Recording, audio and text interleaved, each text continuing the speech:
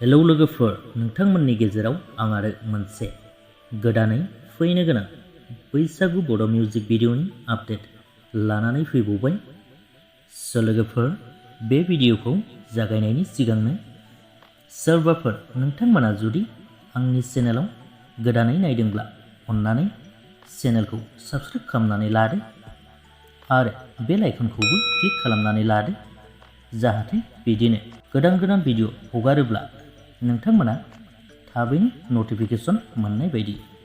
लोगोफोर, बेनो जादों नोंथांमोन बयजोंबो अनसायजाबोनाय जौगाफुनाय फावखुंग्रि लीना बसुमतारी आरो फावखुंगुर नेरसोन बसुमतारी बिथांमोननि जयै फाव खालामनाय बैसागु मिउजिक भिडिअ। बे मिउजिक भिडिअनि टाइटेलानो जादों फाउदुर दुर। बे मिउजिक भिडिअनि मेथाइखौ रोजाबदों जौगाफुनाय मेथाइ रोजाबगिरि बिथां नितामनि बर' आरो कपिल स्वर्गियारि बिथांमोनहा।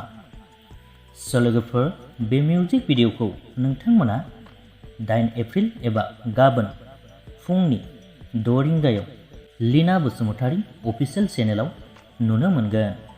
आसा खालामो नोंथांमोना बयबो बिथांमोननि बे मिउजिक भिडिअखौ नायहैगोन होननानै। बेजों लोगोसेनो बिथांमोननि फैनो गोनां बड' मिउजिक भिडिअनि आपडेटआबो बेखिनियानोमोन। गोजोन्थों।